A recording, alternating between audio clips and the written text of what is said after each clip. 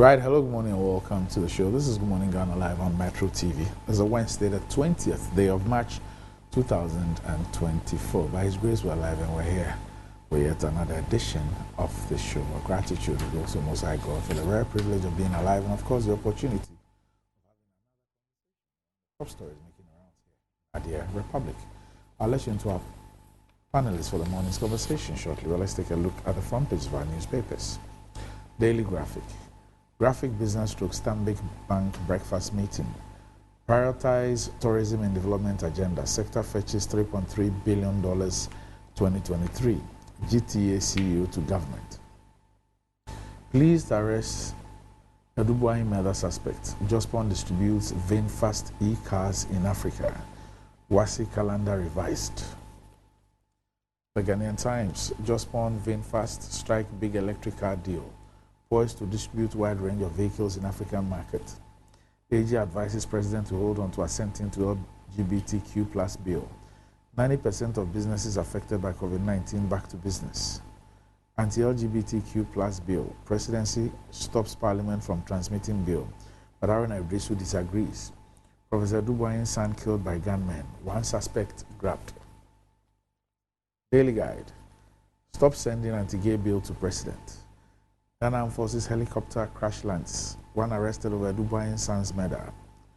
Bolt North thieves collapse ECG towers. Late Kiki B CEO's girlfriend freed. The New Crusading Guide. Disease and disease from sending anti-LGBTQ plus bill to Akufo-Addo. Presidency tells Parliament. 21 rescued as Ghana Air Force helicopter crash lands in Western region. Murder of late Professor Adubuahin's son. Please grab suspect.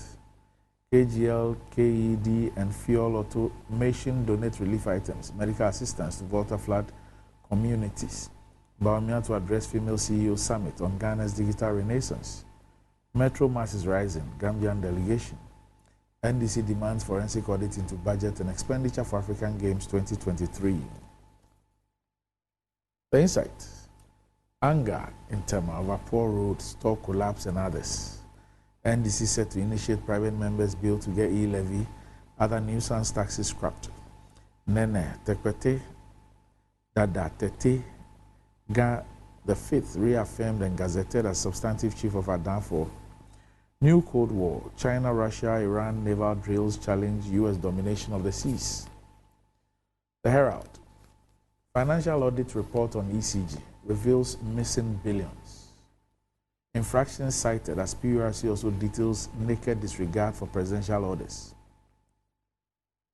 Mahama, Haruna, and Sam George stand up against Akufo-Addo's daggers on Ghana's democracy. Owusu Bempah accused of hijacking Ghana gas-funded Astro theft. Houseboy arrested for killing Prophet Adubuahin's son at East Legon. Coming up, shake up at GMPC soon. The Informer. Current erratic power supply, ECG board stirs anger as it torpedoes attempts to address challenge. NPP against LGBTQ plus activities, majority leader reiterates.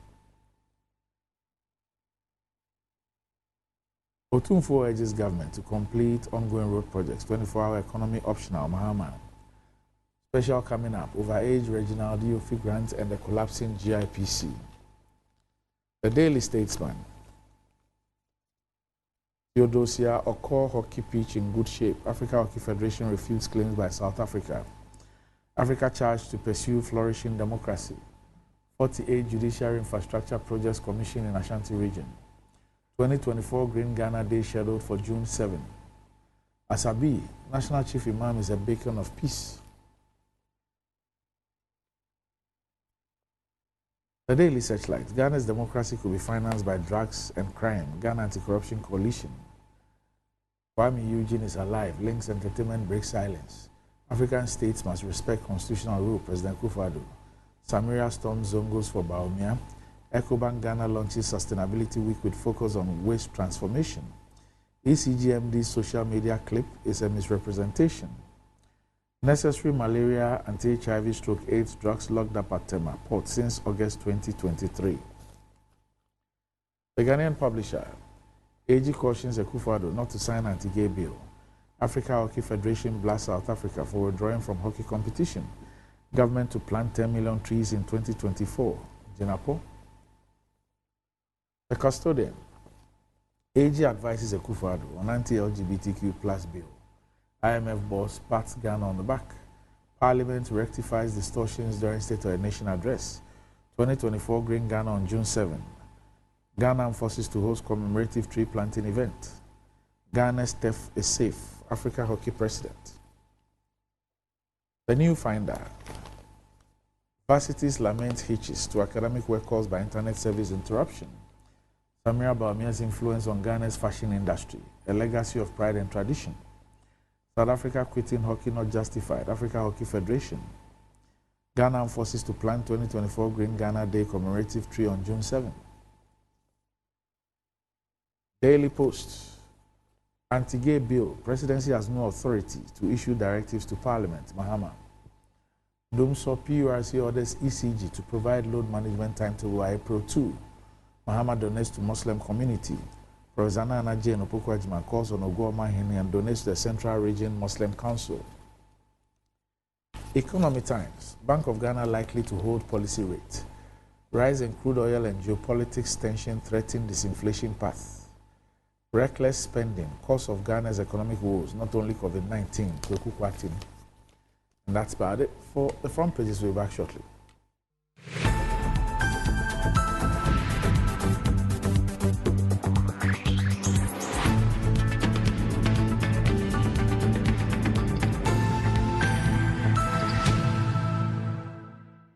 Right, welcome back to the show. If you just joined us, this is Good Morning Ghana live on Metro TV. With me on the show this morning is the Director of Legal Affairs of the NDC, Godwin Eduji Kojo Tamaklo. Good morning, Eduji. Randy, good morning, and good morning to Honorable Okoboy. Okay, so Honorable Okoboy is the Health Minister designate and also the parliamentary candidate of the MPP in the Lejukuku constituency. He's also the outgoing NHIA CEO. Okay, so what happens if he's not confirmed as minister? Will he come back to NHIA? Somebody has also been announced as acting CEO or whatever. Anyway. Doctor. Why?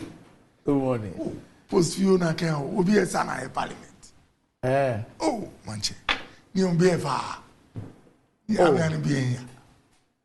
Energy. Come Why have you guys done that to Kuboy? 85 minutes after. Did you hear what he said? No.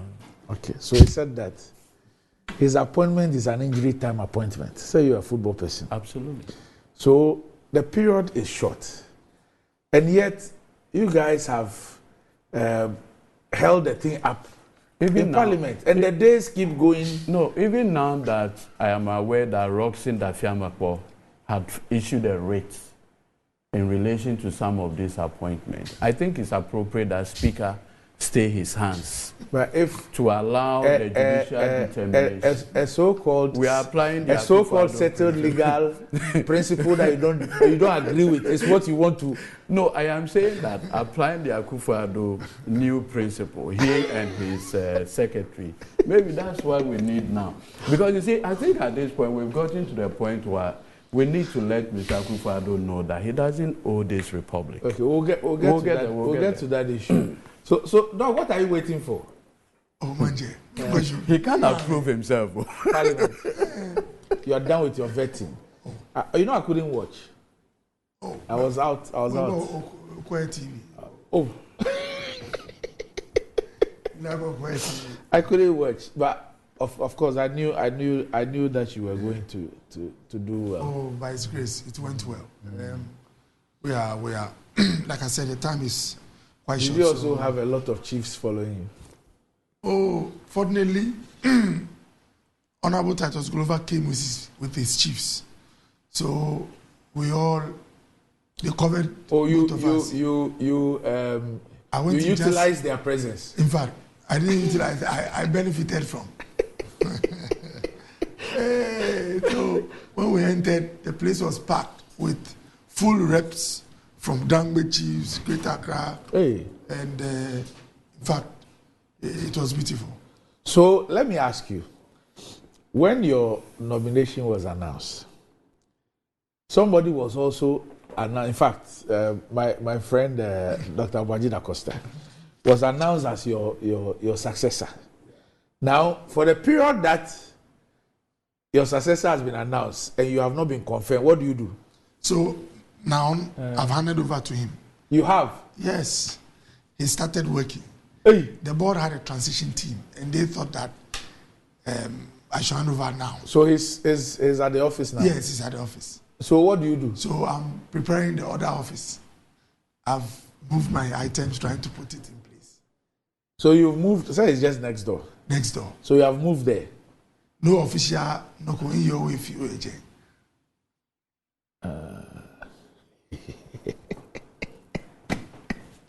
Okay, Obanike will pay a minute. It's illegal. So you are issuing directives? No.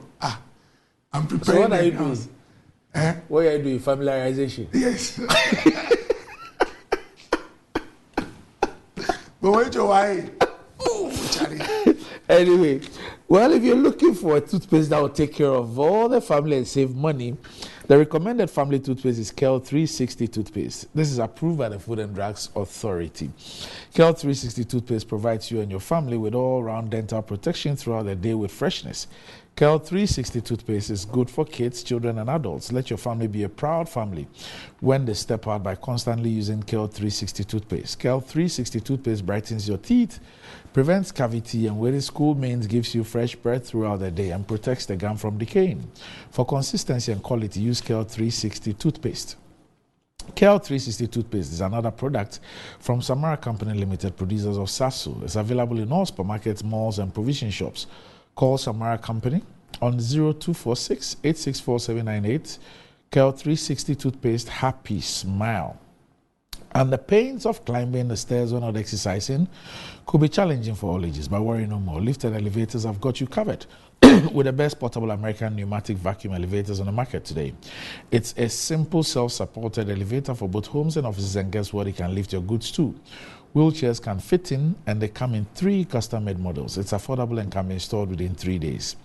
Visit Lift and Elevators at Sakuma or just call them on 0200535515 or send a mail to elevatorsgh@gmail.com for consultations and the best solutions in easy vertical movements. Okay.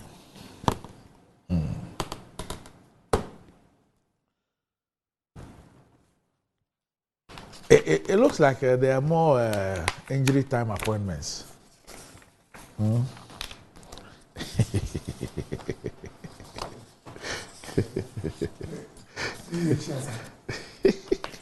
Okay. So yesterday, Edwige. Yes, sir.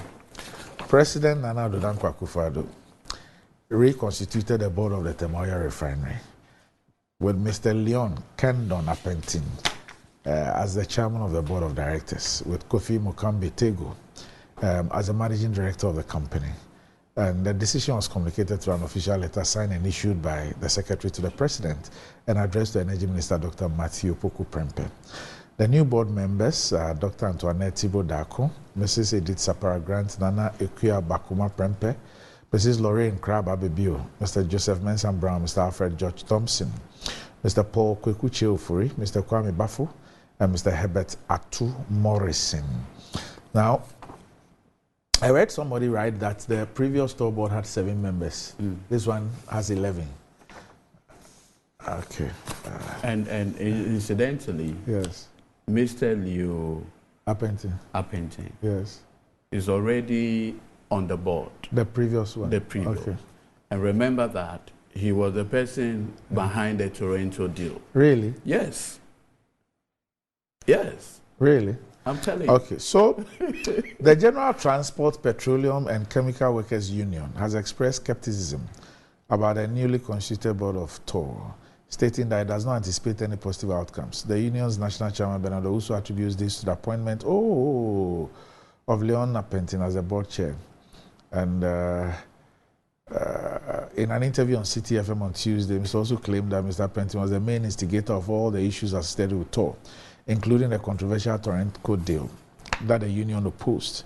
Expressing his disappointment with the appointment, he stated, quote, "We can say it without mincing words that there's nothing good going to come out of this whole board. We don't have any confidence in this board." So, I mean, like I pointed out, and remember that the Torrenco deal is a subject of an OSP investigation. So I'm surprised that the president had decided to, as it were, recycle the very people whose conduct or otherwise had brought TOR where it is.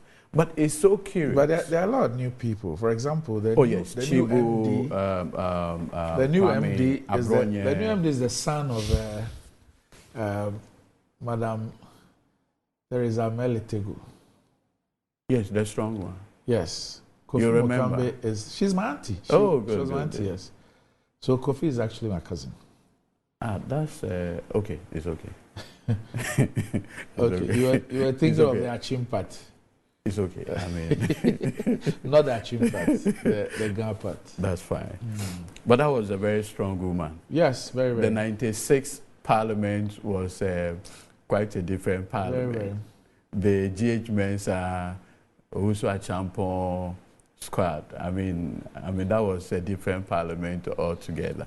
But that said, like I just pointed out, Randy, look, I've been struggling with the whole Tema oil refinery matter. And I say this because, you see, Randy, you have a situation where the president has shown face with the Centio conversation, right? Now, there's a private player in the industry with newer, better facilities for the purposes of refining crude. And you have our own states, whatever. And I saw the president when the issue of Centio came. He was there, well, at the ceremony.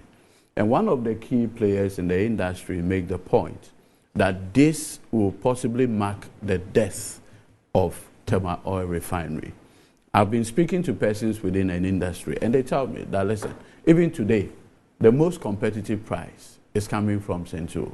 So even if you bring TOR on board, and TOR is going to do refinery, how it is going to be competitive in the industry is another problem.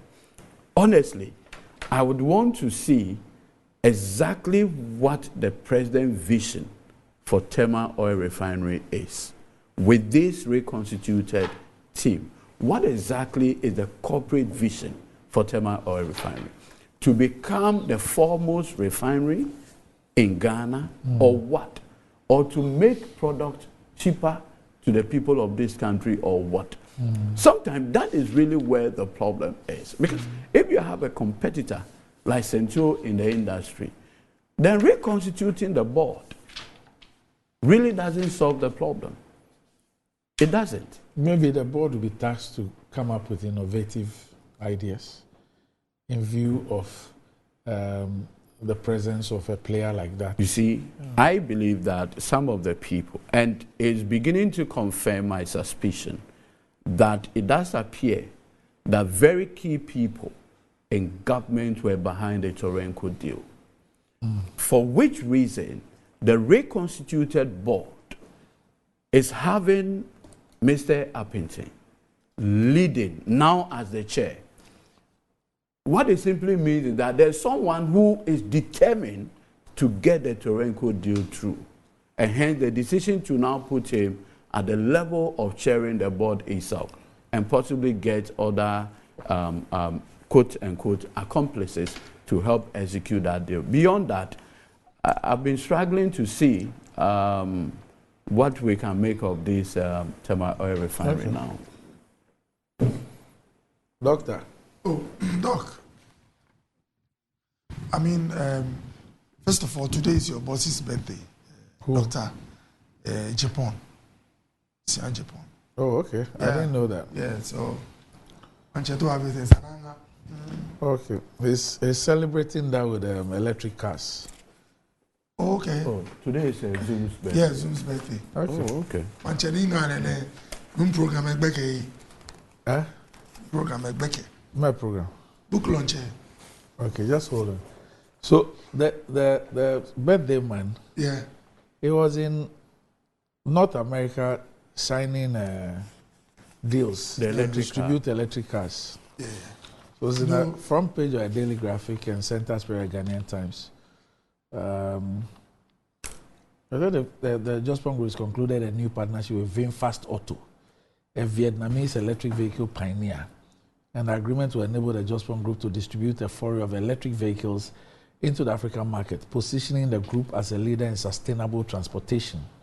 So under the agreement, Jospon will distribute VinFast's entire range of vehicles, including electric cars, e-scooters, e-bikes, and electric buses throughout Ghana. And Jospon Group, in collaboration with VinFast, will also plan to deploy public charging infrastructure across the country to support EV penetration, that's electric vehicle penetration. The collaboration with VinFast portrays the Jospon Group's commitment to delivering green and smart solutions in its business, be it waste management or transportation for customers within the African region. Okay. So let me comment. I mean, after having wished him happy birthday, more grace, life, strength, let me also commend him for taking advantage or being proactive on some of the promises or intentions declared by the presidential candidate for the New Patriotic Party. Doc, remember when Dr. Bawumia gave his policy statement, the first one at UPSA, he actually stated that three main things contribute to the what's the expression, the not quality of life, but how the economic situation. I mean, for every country, you have the food, the fuel, and then rent, the things that contribute to cost of living. That's the expression. And actually posited that if you're able to do something about these three, it reflects in the overall cost of living, as it ameliorates or brings down high cost of living. And that's where in spare parts, he also mentioned transport and said if you watch most of our transport fares, which is a very, I don't know whether I'd say high or key element in the basket for calculating inflation, the price. Spare parts, the cost of fuel are two significant components of the pricing. And that if you look at electric vehicles, they don't use, how do we call it, fuel. And then secondly, their parts, the rate of wear and tear is not like that of electric vehicles that don't use internal combustion technology or application. So he suggested that we should go that direction. And if you look at what we are reading, putting charging points, going e-vehicles, e-scooters, that is the future. And that would ultimately also help to reduce the cost of living. Doc, we are clear as a nation when it comes to our ideology, both NDC and PP. We are sort of center. We are largely center-right. I can take them to be center-left. And for both parties, because the ideology, there is a center point. What it means that we are not going for total state control and involvement. We want some level of private sector participation. And I'm happy when I see private organizations or institutions like that of the Zoom Lion Group going into Jospon Group. Sorry, the Jospon Group going into directions that can create jobs and boost the economy. We'll talk about your book, don't we? All right. Your lunch. And Randy, I mean, just so I associate with the conversation on Mr. Kofi Siagyepong. I mean, maybe as a partner of the law firm of Ayeini & Partners, he's one of our clients. So it's important that I associate with. You have Ayeini? Anyway, your law firm is a big law firm. Exactly. So I think it's only fair that I associate with you in wishing him a happy birthday. Ayeini is the man, big man. We share the same birthday.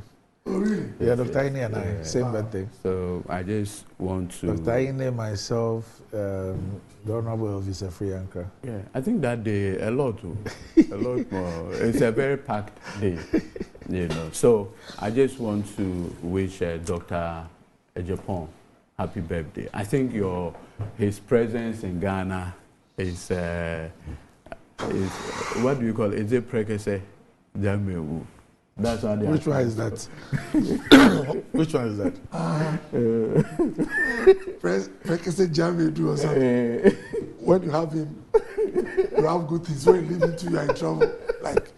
Like a huge. There's an enigma. Yes. you know, in a typical account set, tell you when a good soup must have prekese in it, but too much. I'm sure that maybe he needs a birthday call from Manasseh. Fantastic. That will make his day. I mean, to wish him. that will make his day. So, Dr. Ejapong, we can only pray to God for long life, and I don't know whether to add prosperity to it. Yes. Of course. So he wants more. Good health. He wants more long to do life, more. boss. So, yeah. Yeah, no, Yes. you know, with Thor, just like other state institutions that sometimes struggle. And the things I'm going to say, you are better positioned when it comes to knowledge. State organizations, in taking decisions, sometimes the factors that come to play are not necessarily business friendly or what's the word? I don't know, judicious. Because even in appointing, the things that come into appointing a board, these are the members for a state organization like TOR, are significantly different from appointing a board for MTN or ECOBANK. That's one of the reasons why we are where we are. Exactly. So, as a country, my prayer is that we'll quickly get to the place where those things that the state can avoid, they get out of. And those things that for strategic security reasons, where the state plays a role. And I read this and I'll never forget. We should be the minority shareholders. But so this is a concept in most countries that have made it. We don't need to reinvent the wheel. So when you go to countries like Germany, Japan, and the others, even for key institutions that the state participate, they make sure private sector is the majority. And the reason is simple. So that at the table, business sense comes to the table. And not other factors, like sorting out people who have struggled for the cause or other things. Look. And this is across generations. And that is why, as a state, we let go of close to 50 state organizations within a period of 20, 30 years. And when you check, it's the same vein. Look, it's the same vein. Look, I am looking forward. I'm challenging this country to the time when, look, we shall resume our operations when it comes to a national career. It's one of the sectors. So that for creates, 7.5 years, this issue of national career, what happened? No, but no, that's what I said. It is not beyond us. If you go into the nitty-gritty, the things that have delayed it, I want it to be like a national conversation. If those things still play out for any government that will succeed, the career will not come. It's because you need the courage to put the vision of realizing that ahead of all other considerations, there is always competition for a sector that has a lot of promise. But someone must push so that these things happen. And when you look at it's greed. Yeah. Greed. You are a PhD holder. Greed. You studies. Greed. You studies. Look, this whole thing is just about Torenko. We'll come to it. But my point is that, look, it is not beyond us. We are where we are. I'm convinced beyond reasonable. Nobody can change my mind. We are where we are because of the level of greed. Unbridled. I'm telling you. It's not the first time you've said so. The level of greed. But if we all decide to be honest, we would realize that. Look, the level of greed is what has sent us to where we are. No, funnily for you, I have a science background. Yes. So you have to establish a causal relationship through empirical. So you want me to do it? I can give you 2 examples. No example. I want you to do a study. There's a difference between causal relationship and incidental relationship. So now, previously, you were speaking like Bernard, the Ghanaian.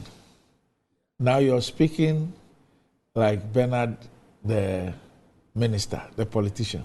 Oh, but as well could be in, so let's make progress. But no, if you look at the Ethiopians, and I say this with pride, look, if you watch the things they do in their country, their input when we encounter them at fora, the Ethiopians are not too, forgive me, intelligent as to be running one of the biggest airlines in the world, Africa in the world. The Kenyans. Look, yes. So, and for me, look, my motivation in politics is to see a lot of people empowered.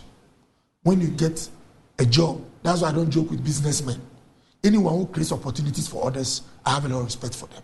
And because this is my overwhelming desire, I want us to continue to remind ourselves that these things are key, which we can do them, whatever the challenges. So I wish Dr. Bawumia, even as he works towards succeeding, it should be one of the first job creation. I'll tell you something, Ghana. But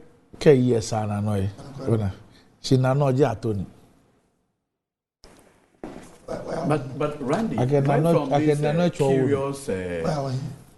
Randy, where from this whole attempt at trying to divorce Bawumia from the overall vision of Akufo-Addo? They are one and the same. Akufo-Addo, for the past 7 years, has openly declared his own inadequacies and therefore had relied on the mind, the vision of Bawumia.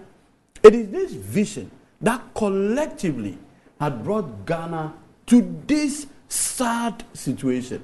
So don't gaslight us and create the impression that Bawumia has something different that with the benefit of opportunity he will unleash on Ghanaians. What he has unleashed on us is incompetence. It's disaster. It's a messed economy. You at NHIS, I'm sure you help buy sometimes medication or something. Look at the pricing of medication today. BP drug, diabetes drugs. If you have aged parents who rely on this, the pricing within the space of 7 years had moved beyond unacceptable limits. I mean, it's like we have said, signed a death warrant of some people. The very people who have led us to this disaster. You create an impression as though they have something new that they can offer the people of this country. It cannot be correct. And sometimes I expect a certain level of humility.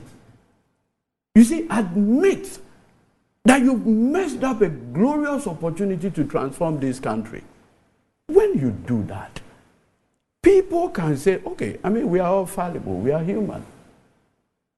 But you don't come and create the impression that is Bawumia who is coming to set up a national, airline or something. Please. Akufo-Addo basically ceded the governance of this country to him. What has he been doing? The low-hanging fruits. But the things that change a country, building a sound, resilient, robust economy, he had failed in that. I think that is where you should redirect your focus. Which other opportunity? When you have told us that effectively you have been the one running the show for the past 7 years, is there any cabinet decision that even suggests that he even, put it out there and it was rejected? Please, let's be serious. No, yes, please. Look, Eduji, my brother, I've heard him on numerous occasions talk in a way that suggests that Bawumia and the Akufo-Addo, they are one. And that kind of presentation, I know it is deliberate. It is meant to ensure that all the liabilities or challenges with this economy, we interpret it as Bawumia being the author. But look, my prayer is that God will help a lot of us, when I say a lot of us, all the citizens, to, and I know we are discerning, to appreciate the fact that no matter how astute you are, no matter how well intentioned you are, if you work with the boss, your intentions and suggestions have a cap, they have a limit. And interestingly enough, I know my brother knows. It's for the staging, it's for the preparation, the political preparation towards 2024. That makes them speak in this manner. And sometimes, if you should go in their direction, I don't think it is something that would necessarily augur well for anybody. If the impression is being created that Bawumia has been part of Akufo-Addo's administration, so there is nothing new that can come from him in terms of vision, then you compel me to start asking myself. I have lived with JM in a position similar to Bawumia for 4 years in this country. And funnily or unfunnily for me, I also lived with him as the number one man for another 4 years. After that 8-year period, what was our story? What was the bottom line? The bottom line is that we ran into an IMF program. After that, those 8 years, the story was that Ghanaians rejected himself and his ticket by a very convincing margin. After those 8 years, the bottom line was that unemployment was a national security situation. At least for him, he was in charge of the vehicle and the state. But for VIP, no matter how hard you push, and look, I'm happy you're a football person.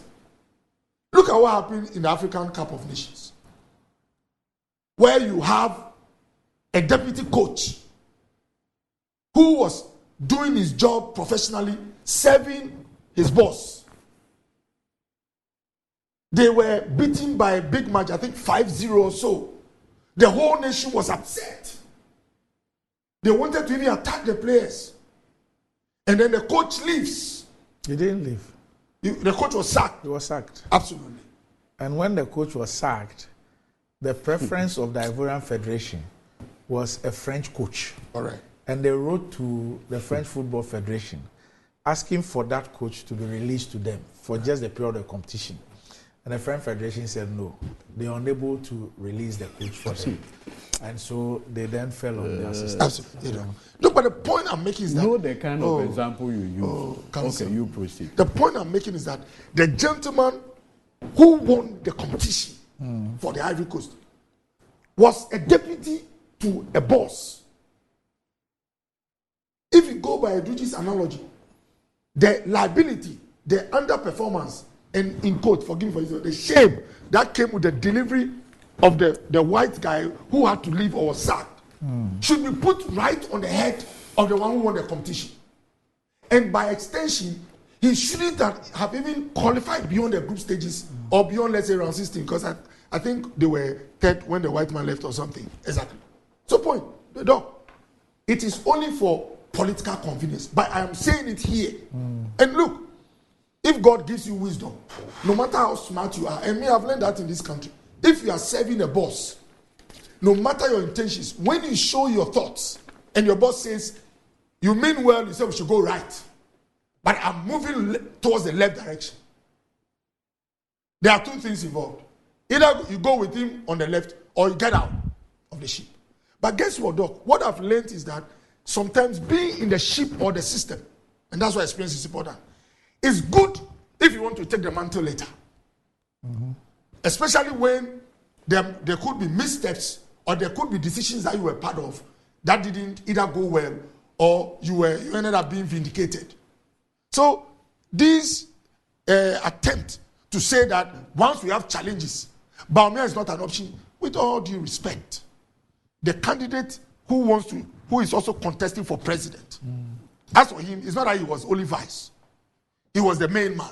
And I was in this country under the 8 years of the NDC rule, where from their extension, if Bawumia is equivalent to Nana, then I can say by calculation that then JM was president for 8 years.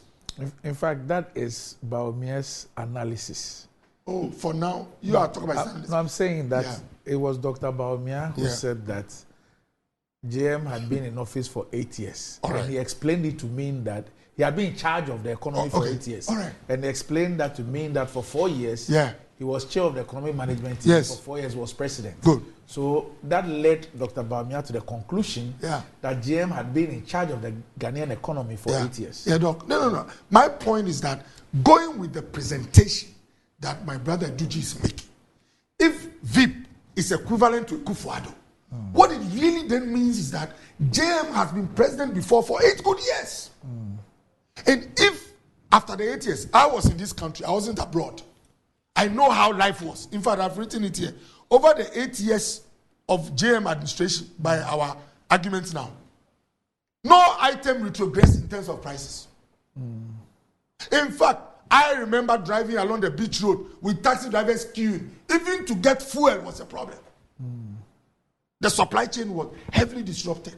We all have sort of agreed that it is when you have some very peculiar challenges that you run to the IMF for a recovery program. The JM that Eduji Davis makes us understand is a very different man who is coming to change this country. By the time he finished his 8 years, he had arrived in Washington having discussions with him. We were in a program when we came. So, Doc, I will not stand on this and say that JM cannot do anything in the future. But my point is that just as the coach, the local coach of Ivory Coast, no matter how intelligent and smart you are, your intentions cannot overwhelm that of your boss. And by the way, I know that there is deliberate attempt to obfuscate or crowd the disruption that we had for some 2-3 years of Akufo-Addo's administration. And I'm talking about a pandemic. If nothing at all, outside Gassem, because I remember that interview very well, within a short time, cement prices went up about 40-50%. And people started asking, what was happening? And then they called one of the directors at Gassem. These were his words. The raw material that is brought from Norway, the cost of freight had quadrupled. And the only way to make business sense was to transfer the cost. Doc, these external factors would never be mentioned by my friends Eduji. They will only make you know that this is a messed economy. And interestingly, when key people in their party happen to go beyond the shores of Ghana, like Harvard, like JM did, when JM spoke, JM said people were being driven under the poverty line. The world was in crisis because of the pandemic. Because at that forum, it was an international audience. So you read his statement, or you watched his statement at the forum? Manche. Randy. Nor did you? Randy. This Audiovisual. Randy. Audiovisual. Yeah, So did you hear what he said about Ghana with respect to COVID? Because of critical analysis, they already went. Randy. No. Let it finish. No. Let it finish. So, I mean, in conclusion, though, Yeah. all I want to say is that if you look at the first 4 years of Akufo-Addo's administration, when the disruption was not there, Ghana was the #1 destination for FDI, foreign direct investment, over the 4 years. Ghana was a poster boy when it came to economic growth. I mean, largely things were going very well. The last time I checked, Richard Sunak, the PM for the UK, was being praised for reducing inflation from 11.7 to 4.3 or so over this short time. UK 11 point something for inflation. Before COVID came, UK was always 1.2, 1.3. They have never crossed 2. The last time the UK had an inflation double digit was the Second World War. And the last time I brought the figures here, almost every country, the disruption, they are still in a recovery program. Senegal, Egypt, Burkina, almost all of them. So look, all I want to say is that luckily for us, some of us, fortunately for this country, Dr. Mahmoud Bawumia has been part of this administration with all its strengths and its weaknesses or challenges. And I have the firm belief that he is the kind who is interested in results.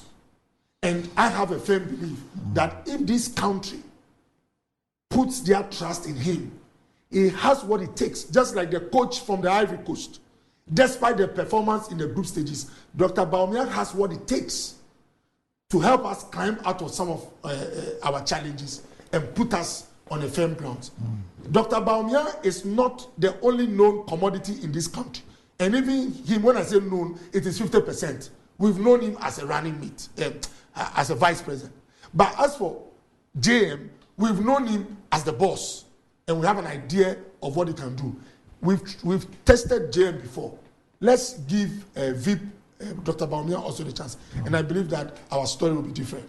Okay. Randy, curiously, Dr. Okoboy referenced going to an IMF as the basis to say that, because NDC also went to IMF, the point should be made that in 2015, when the NDC under John Mahama signed on to the IMF, Dr. Mahmoud Bawumia, in the lecture at Central University with the anchor hold, you remember that lecture, indicated that the NDC decision to go for the IMF program was a mark of economic mismanagement and incompetence.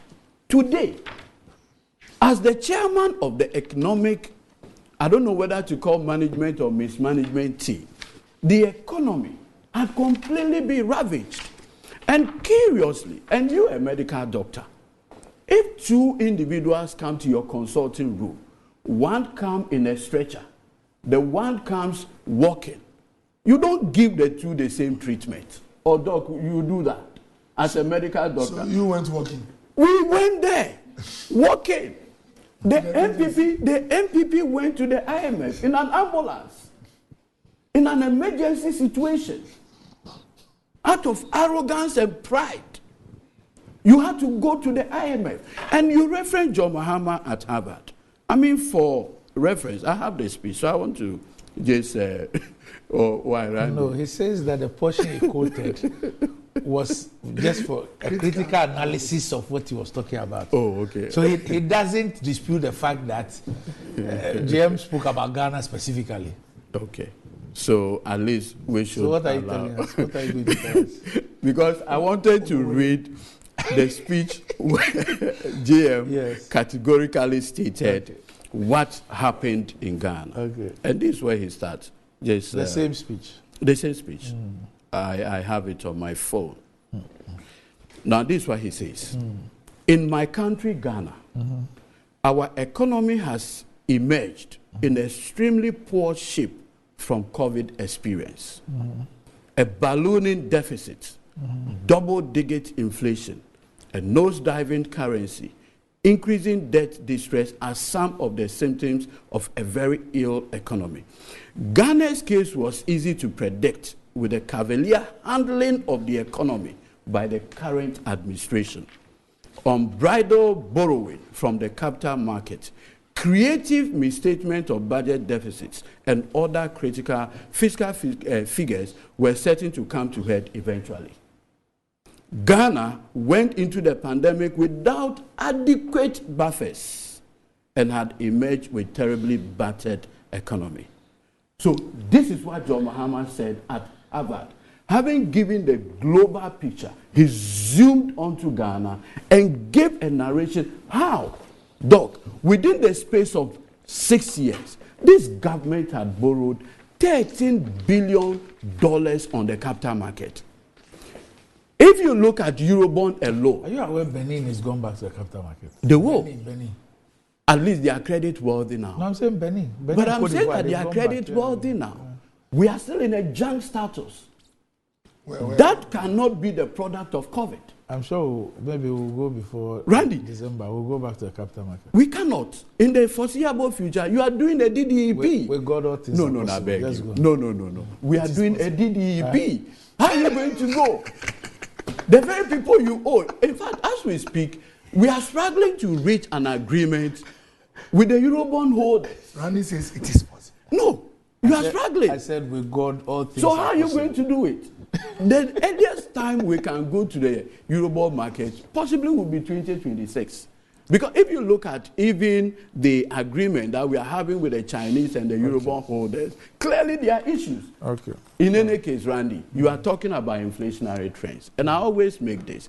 If the IMF makes it conditionality, that your Bank of Ghana must stop printing money, the net effect is that you are going to have inflationary trends going down. And it's simple. And I always use this example. So when you have so much IMF money, yes. Boss. Yes. When she said on CTFM, she had clarified the issue. But why did she have to wait all this while? No, at that time, you know the IMF today are into business.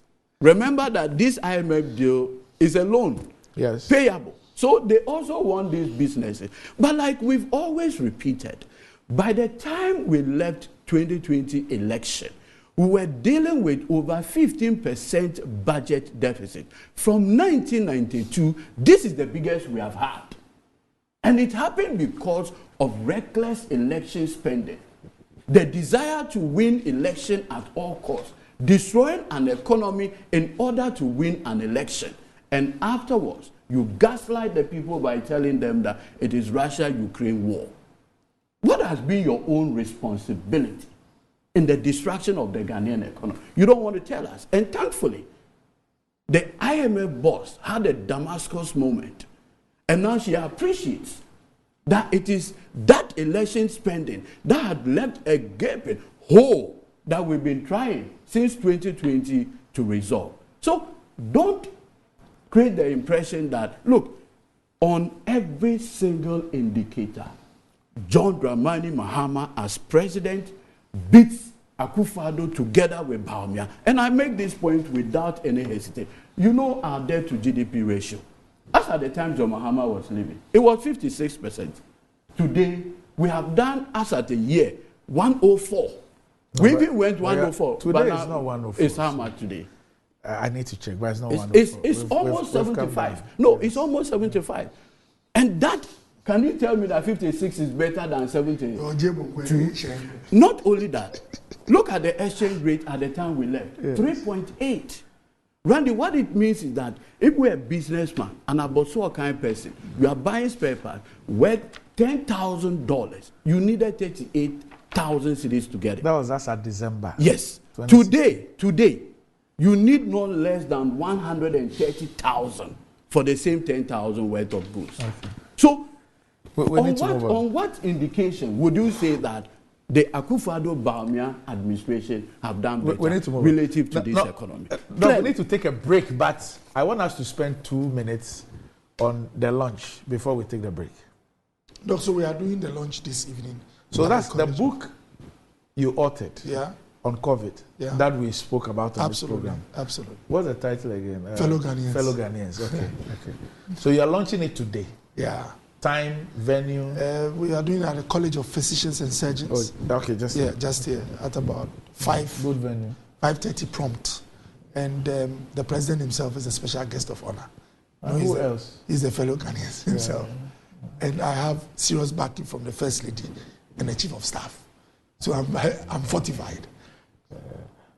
God appreciates grateful people. Yes. And Zoom Lion, Dr. Ejepon has indicated he'll buy the first copy.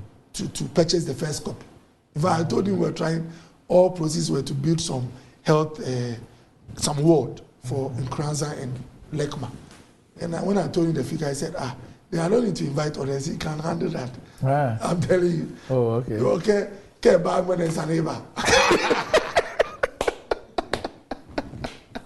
So is it open to the public, or is by invitation? Oh, largely. It's by not invitation. Largely. Okay. Largely. Okay. But if you come around and there's space, you will not be turned away. Yeah. And what I try to do in the book is to have a chronicling of what we experienced, so that if in the next 20 years, our kids should know what happened.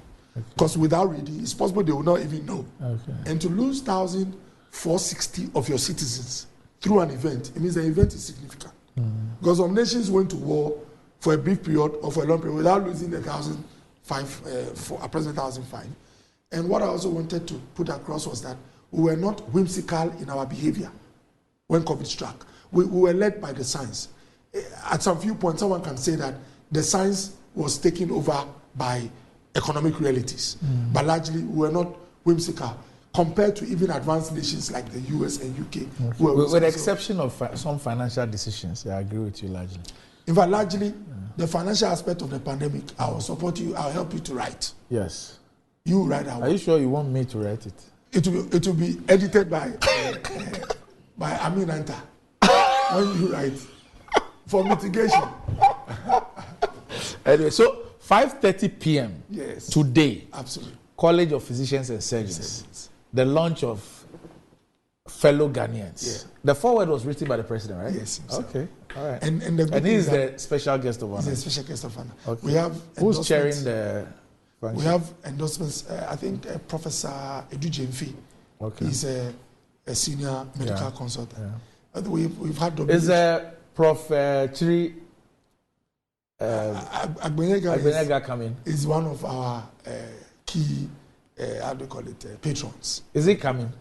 For the He said event? for security reasons, I shouldn't tell you. Okay.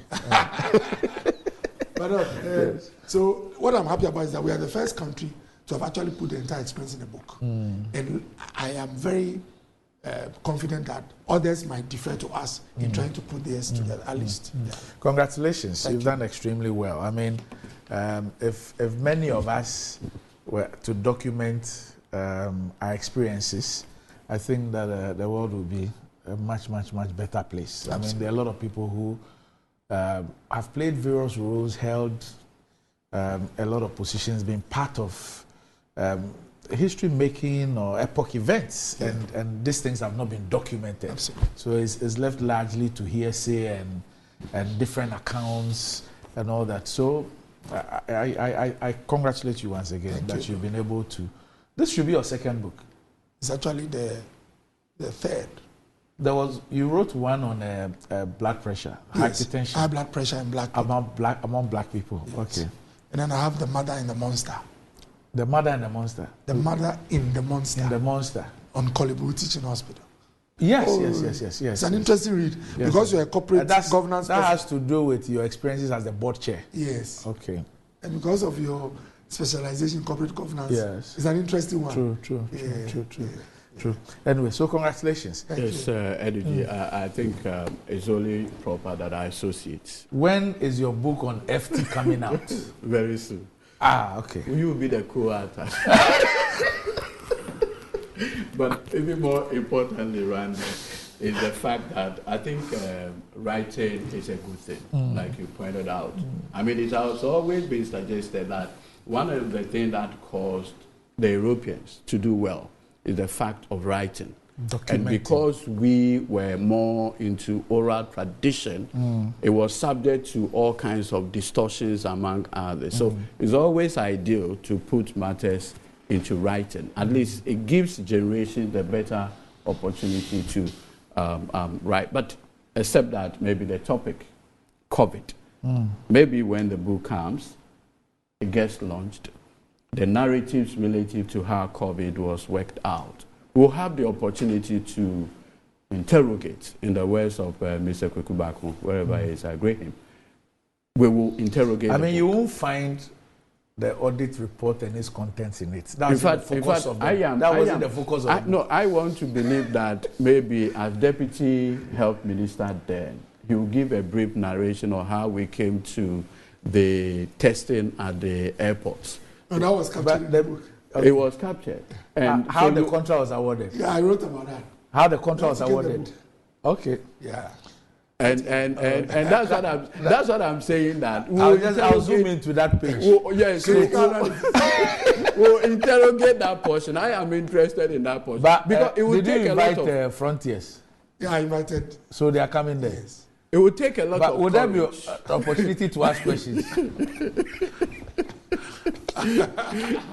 I'm sure my brother, the Honorable Samuel Okujeto Ablakwa, is possibly, beating. Here is that. On that day, people don't mind. When he goes there, he will remember pre-sec and So let's just go and grace the just hope occasion. that the details are not like a PR kind of conversation. And I can only wish you well Thank you. in this I've seen conversation. snippets of it. I mean, it tells the story, really. I mean, people are also free to write about how they believe that COVID was used to fleece the public purse and take advantage. There's and enough greedy and all literature. that. No, there's I'm saying enough that literature. Somebody on can that. also focus on Yes, that. absolutely. It's a great book. Like I said, I've read snippets of it, and I think that is a must-have for everybody. So after the launch, will it go on sale? Yes. How much? I think when they did the stuff, they look at 500 Ghana cedis. 500 Ghana By the cedis. launch, we are trying to raise funds for a project, so Yeah. we'll do about 1,000 at the launch. Okay. All right. Okay. So well done again. But good morning. Please and please let Dr. Okoboy as the outgoing CEO, in fact, he's outgone, and the incoming Minister of Health be aware that some health facilities are still charging NHIS card holding patients for OPD cards and diagnostic tests like laboratory and X-ray services, despite it being clearly stated in the scheme document that they ought to be free to the patient. Before my own eyes, some patients who were being booked for critical surgical operations were being turned away because they couldn't pay for this high laboratory test. I attached below my own receipt for payment made last week for such a service in one of the health facilities in the Volta region. And so he's attached that as well. So please send them to me so Okay. that. All right. So we'll take a break. When we return, is there a settled legal matter? And is there a settled practice with respect to the conveyance belt between Parliament and the Jubilee House? And are the alphabets becoming a problem? We'll be back shortly.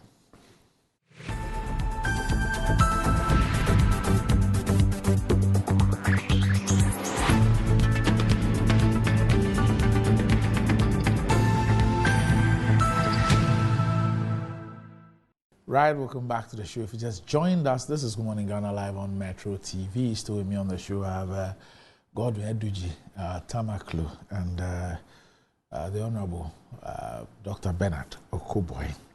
Now, what does wealth mean to you? Do you want to live like a tycoon? Remember, as God the Mola, God the Power.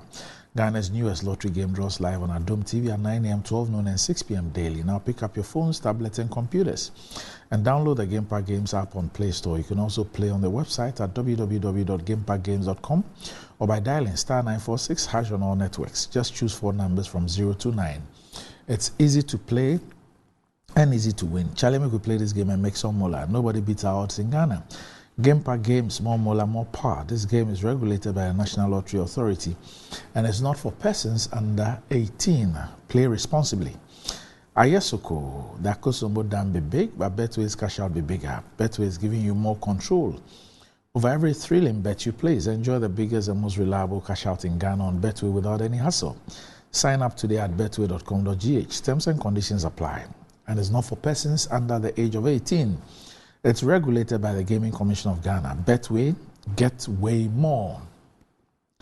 And Blue Jeans energy drink has been on the Ghanaian market for over 20 years. We already know what it does for the body. It contains vitamins and nutrients like vitamin B2, B3, B6, B12, as well as taurine and guarana, which are known to boost your strength and energy as well as promote high performance and endurance. Blue Jeans energy drink has been tested and tried. It's indeed the best. Blue Jeans energy drink is for bold and active men and women. So go on, grab a cold can and power your day. It's in shops nationwide. For bulk purchases, contact Budget Cash and Carry Limited on 0208 128 190 055 001 0000. So, Eduji, you know when you spoke about the Honorable Ablakwa. Yes. I was telling you about the Odadie. Yes, connection. Okay. All right. So, living up to their reputation. Fellow Ghanaians by the Honorable Dr. Okoboy is a remarkable book that tells the story of Ghana's resilience in the face of the COVID-19 pandemic. It highlights the nation's fight against an unknown virus and the unforgettable Edidija events. Edidija. The Edidija must give you a clue. Edidija events. Through its powerful narrative, the book challenges the prevailing narratives and gives voice to the lion that is often overshadowed in the hunter's tales. It is a must-read that offers valuable insights into Ghana's unwavering spirit and unity. Enjoy. Alain Berso. Wow. He's a very correct guy. You know him? Yeah. Okay. He was SRC. He was one of SRC. We were all SRC executives in Presec. Okay. He is in the IT space. Yeah. He doesn't drink. So on the... He doesn't drink. on the 30th of this If someone disputed it. on the 30th of this March. Yes. He chief is inviting us for a drink up. The man you say doesn't drink. I want you to At come Pedro in. Estate. Maybe he buys for people. No. At Pedro Estate. He's the king of Edidija. The whole world. Here in Kafuaja. I like good morning.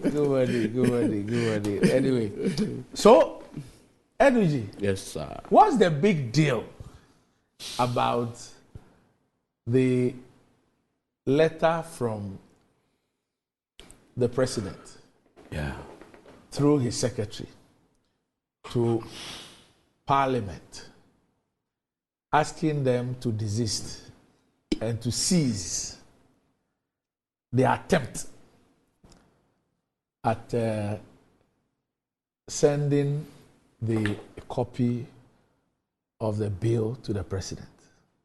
What's the big deal? Okay, so Randy, ordinarily when a lawyer writes a letter and marks it like desist from doing something, it always connotes a certain level of threat that if you proceed, So cease and desist. cease, stop, and and so She said, am I there? so if you read the tail end. Yes. The tail end of the letter, Is there? he makes the point that Parliament should desist or cease and desist from what it is doing. You see, Randy, ordinarily if this letter had come from any MPP propagandist, it wouldn't make so much, but this is coming from the... So, Dr. Kuba, just for your, it says, this is the last paragraph. Yes. In the circumstances, you are kindly requested to cease and desist from transmitting the bill to the president until the matters before the Supreme Court are resolved. So cease and desist. So, like Randy, I pointed out, ordinarily if this letter were coming from any MPP propagandist, it wouldn't be much of a problem. But this is coming from the executive secretary to the president. Incidentally, both the secretary and the president are lawyers.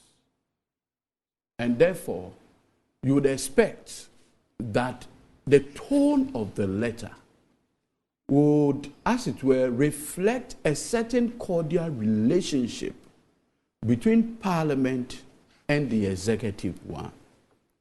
But this letter suggests that there is war between Parliament and the executive arm. And it is the lowest I have seen as far as our current constitutional arrangement is concerned. That the secretary to the president believes that he has that power or authority to tell another co-equal arm of government what they should do. It is terribly low. In a serious country, the secretary to the president should be withdrawing this letter and apologizing to Parliament as an institution of state. First of all, Randy, this bill, the Family Value Bill, was passed by a bipartisan parliament. Bipartisan. In fact, Okoboy, if he were to be in parliament, would have been voting for this. No MPP MP. How sure are you? Oh. No MPP MP, at least for the record. No MPP MP, Randy, objected by way of saying that I won't vote for this, or even voted no for this. The leader of the MPP in Parliament now is a seasoned lawyer. He voted for it. The leader of the minority in Parliament voted for it. All NPP MPs voted for the bill. And so, this bill is one that reflects the will of the people of this country by way of their representations. Now, having done all of this, the constitutional provision requires that the bill so passed is transmitted to you, the president. And after that, if you have any reservation, the Constitution provides what you should do. So, referring to Article 106, 7 to 10. Absolutely. Okay. So, if you look at the 1992 Constitution, I think the framers of the Constitution possibly realized that we're going to have a president like Akufo-Addo, and therefore provided a mechanism, if he has any misgivings, what he should do. Our president, together with his secretary, decided to do contrary to what the law says. Now, what is in Article 106? Article 106(7). For the purpose of this discussion, let me just read it. It says, where a bill passed by Parliament is presented to the President for assent. So here, the transmission mechanism is the presentation. For the President shall signify within 7 days after it is presented to him, after the presentation, to the Speaker that he assents to the bill, or he refuses to assent to the bill unless the bill has been referred to the President by the President to the Council of State under Article 90 of the Constitution. That is what the Constitution says. Randy, where in this Article 103, 106, 7, 8, and 9, up to 10, does it give the executive secretary to the president, whoever he is, the authority, the mandate to write back to Parliament, almost threatening Parliament what it should do? I mean, this level of impunity, it is this level of impunity and arrogance that got X onto the face of the president in the manner in which he dismissed Domelevo. It was the same Bediatu on this same green paper that he communicated. I remember the response to Domelevo. Yes. About how he's not a lawyer. He is not a lawyer, and he is. Yes. That level of arrogance, that level of impunity, where, I mean, look, for God's sake, I used to practice with my senior Bediatu. In fact, we did a matter together. He was for a human rights action. I mean, where from this arrogance? You see, President Kufuor had this saying. He said, power can trick you. And as a young politician, I've written it as like on a tablet. He said, power can trick you. Mr. Bediatu, I mean, you could have communicated whatever misgivings to Parliament in a more decorous, decent manner than this one that makes you look like you are the let me ask you. You are the spokesperson of a village.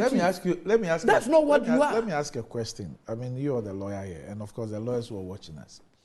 On the basis of what 106, 7 to 10 says, and on the basis of all that, if you check the publications today, you see the focus is on, it is the AG who advised the president not to assent.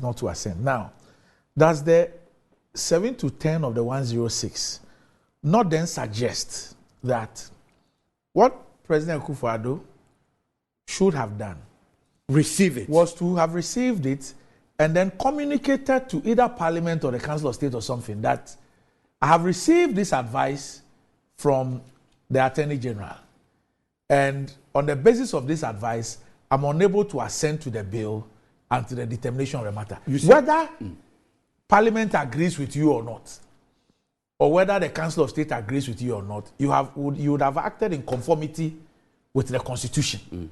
I'm saying this because, obviously, on the issue of who determines the financial implications of a private member's bill, as we speak, there is a disagreement between the President and the Speaker. So let me say the Executive and Parliament. There is.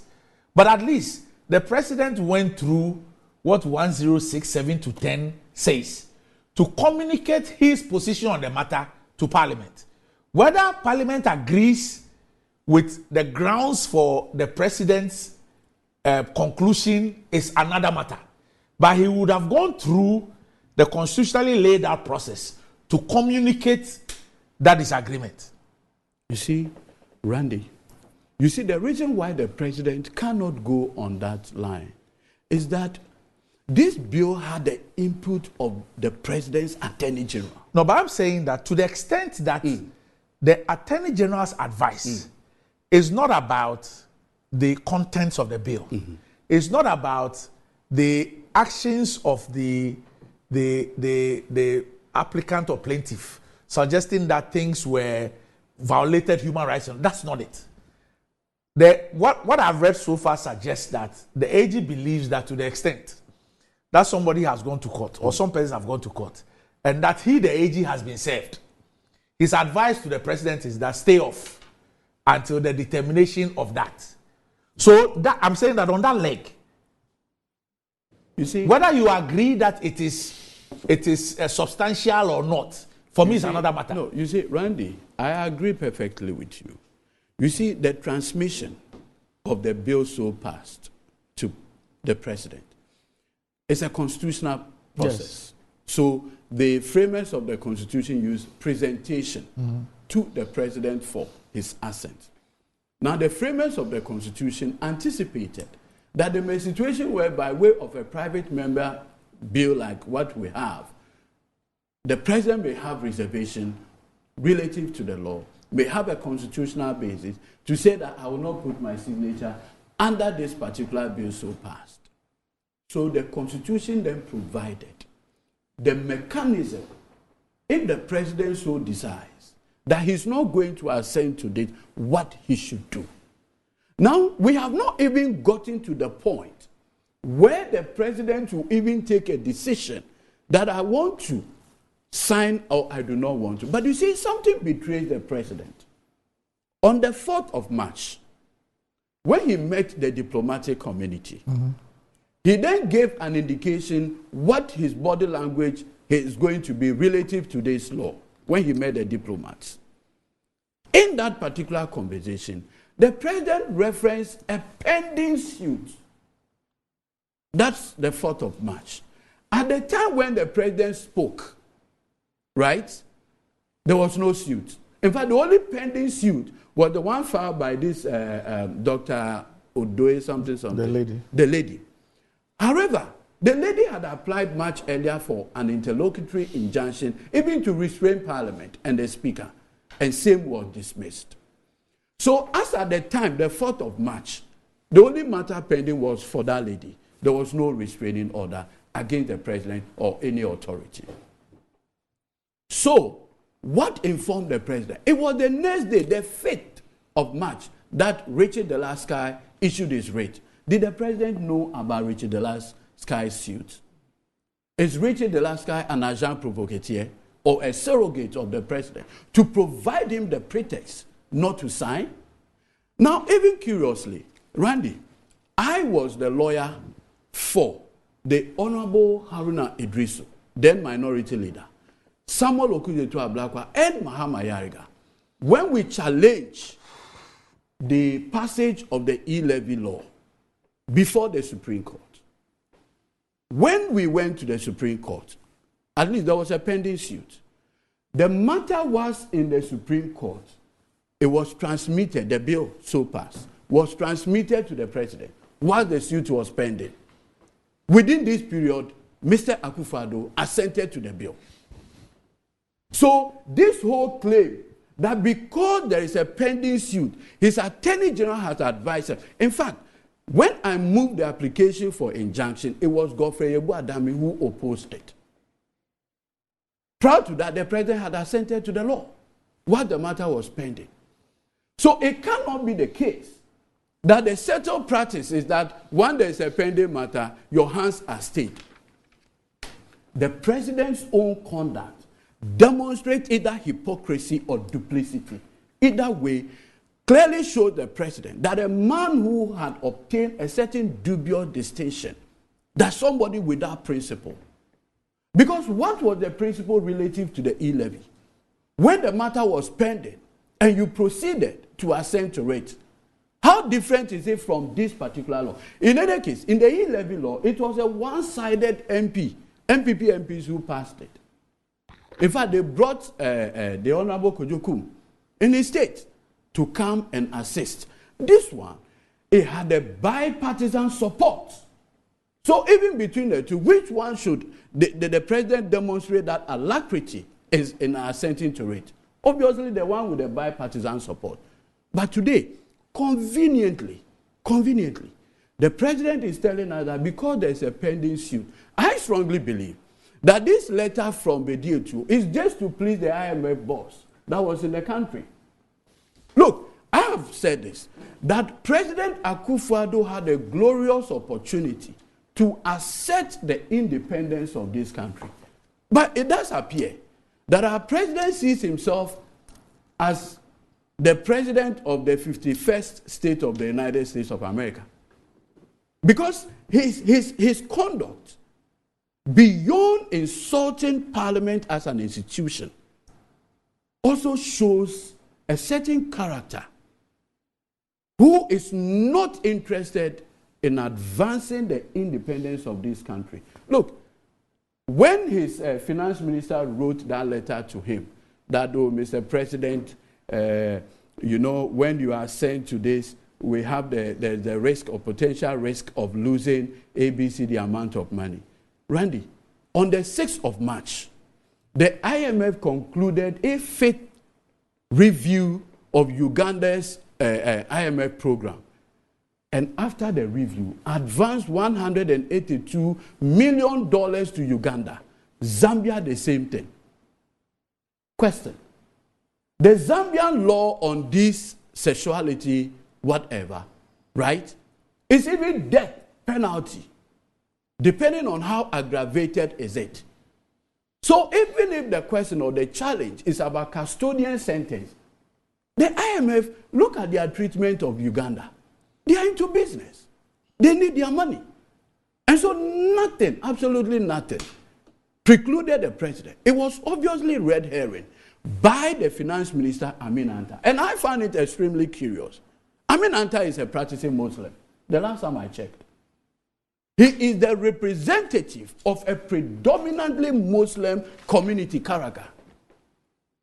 How in God's name would he read Surah 7 verses 80 to 84, where the Holy Quran absolutely forbids this conduct, and go back to his community in Karaga and say that I was among the MPs who passed it, but subsequently I had a change of mind. So I'm telling the president not to assent.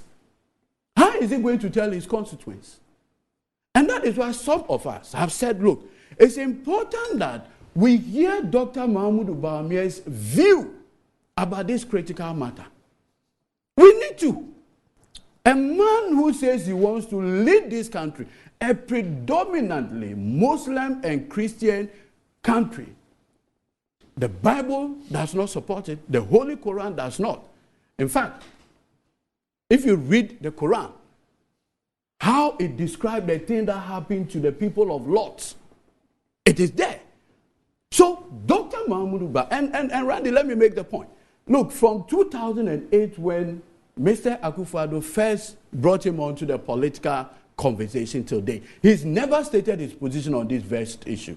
Whether recorded video or written text, no such. It's important that we know that as the running mate, then running mate, now flag bearer of the MPP, this is my position on this vast cultural and religious matter. My brother Okobo is a Ghana. I do not know any written text by Gans in support of this conduct. So culturally, you don't support it. Religiously, as a very renowned elder, you don't support it either. It's okay. He doesn't support it either. So the point should be made clear. We need to know what is Dr. Mahmoud Bawumia's view beyond what. Could it be that this is also one of the cases where his view was disregarded? I'm here, so I'll speak to that. Listen. Okay. His spokesperson says he will yes, do it. Dr. Randy Abbey, like I pointed earlier, from 2008 to date, there is no written text. And I know Dr. Bawumia, he speaks on every subject from A to Z. This is not something that can just escape his lenses. Right. So the point should be made very clear that the secretary to the president had basically misconducted himself in the manner he's speaking to Parliament on this critical issue. And you see, much earlier I raised this issue. Today, Marlene Senior, Roxanne Dafiamotpo is at the Supreme Court challenging a conduct of the president in saying some of his ministers either sacked and later appointing them. And he made the point that, look, the names that he had presented to Parliament and those that are working now, he needs to submit all of them to Parliament. We discussed that the last week, right? Okay. So his point is that if you have this circumstance, then stay your hands. Okay. So my point is this. With the way Bediatu had written, the way Bediatu had written this letter to Parliament, are we to take it that the Speaker should be given a ruling that the fact of a pending suit should stay Parliament approving the president's nomination? That would suggest that the Speaker agrees with the president. No, I mean at this point, assuming without admitting that I agree. I can understand why people hold this view. I mean, let's all pretend that we are blind. No, at this point, after damaging our heads, mutually we can all become sensible. No, mutually assured distraction. Where we all believe that, well, if you, Mr. President, think that you can just do whatever you want, and all of this thing, Randy, it does not foster the core principles of the 1992 Constitution. Separation of powers, constitutionalism, the rule of law. Our president postures suggests a man who considers himself technically as a village chief, that his words remain whatever it is. That is not what you are. All right, so let's bring in the former spokesperson of the president, currently the spokesperson for Dr. Bawumia, Dr. Bernard Okobo. Manche, you know, my brother Eduji mentioned Amin Anta. I've heard presentations that try to create the impression that Amin being a Muslim, how come he wrote a letter? In fact, what I know is that even that memo was supposed to be a confidential memo because it's been leaked, it's public knowledge now. As the finance minister, it was deliberately leaked. All right, Doc. As the finance minister, who is I'm not privy to that, but I mean, he's my senior, so I'll give it to you. As a finance minister who is privy to some of the issues on the table when it comes to this bill or law, he only brought to the attention of the president some of the things that could happen if we've traveled the full course. Now, Doc. But did it go beyond that to advise the president not to assent on the basis of these implications? Doc, you know, if I want to apply my religious principles on all matters, it is possible that I might not be professional even at my workplace. You know, usually, when it comes to religion, there's some level of dogma where this is what I believe in. I don't give reasons. And that's why you see a Christian president who might be in a mosque praying with Muslims. When you operate at some level, you must tolerate, you must not say that Christ is the only way. The Bible says is the way, the truth. Like, when you say a Muslim, don't go like, you are lost. You don't talk like that if you have wisdom. But a religious, a Christian who is a fanatic, would see a Muslim and say that you are lost. But if maybe someone who is on another person can get away somewhere with it. But if you are the leader of a country, you speak like that, you are in serious trouble. But that's different from going to say that Muhammad is the son of God. Oh, no. The point I want to make is that myself, I'm also a follower of Christ. If I meet someone who practices gay, I'm not going to take a knife or stone and hit them. Mm-hmm. But if I see anyone in my fold in such practice, the kind of conversations I have with the person, I'll try to move the person from that practice to where my belief is. But I'll not harm. Now, and you see, if you read the Bible, there were people who spoke like a Duji when the adulterer was brought before Christ. Mm-hmm. That if you reference the law, this woman must die. What Christ told them was that he wants the first person who has not sinned to start. They all ran away. But Christ didn't go tell the woman, go and continue with it. Mm-hmm. So you're opposed to the law. So you're opposed to the please. Law. You see, Doc, I want to start from this parliament angle. I was in parliament. I have experienced MPs who behave like they are supreme. I'm a harsh. I have experienced MPs who think when they meet you, whether an institution or an individual, when they say A, it is final. But Doc, he is an astute lawyer. Me, I didn't even finish the course. I deferred because of a lot of assignments or pressure. But the small 3 semesters I did, in Ghana here, parliament is not final. This is our parliament. Where is that suggestion coming from? Doc, is it not settled law that when this parliament passes a bill or engages an act, the constitutionality of the act can be questioned and it can be undone? Is it not settled law? Mm-hmm. Yeah. So why is it that sometimes we behave like once parliament says AA is final? But in that's fact, not the issue. Please, that's not the contentious issue. Don't obfuscate the issue. You are confusing the issue. Council, I was quiet. You see, because the framers of this constitution, our ancestors or forebears, knew that the democratic arrangement or experiment can naturally brood disagreements and conflicts. They also had institutions that do arbitration or do settlement of the conflict. And especially for the executive and the legislature, when you look at our constitution, anytime there is conflict or disagreement on a matter, the place where it is settled is the courts. And when the courts give a ruling and says that parliament is wrong, parliament is wrong. That is our law, which is not the case in the UK. Doc, let me read Kolendi, one of his very famous. And please, while you read that, try and let me appreciate how it's linked to the current UNPAS. Exactly. All right. The Supreme Court of Ghana, speaking through Kolendi JSC, it must be noted that the 1992 Constitution establishes constitutional supremacy as against parliamentary supremacy. Under parliamentary supremacy, as pertains in the United Kingdom, Parliament is sovereign and all laws, decisions, procedures of Parliament are final and cannot be subject to judicial review by the courts. Can you underline something for me?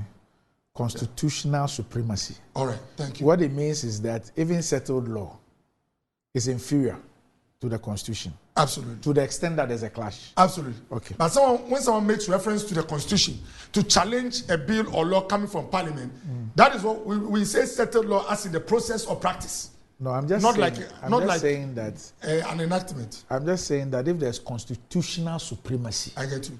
Settled law, it's under. Yes. Yeah, of course. Okay. Like what I'm reading, So the courts merely apply legislation made by Parliament and may not hold an act of Parliament and may not to be invalid or unconstitutional. Under our current constitutional dispensation, it was referring to the UK.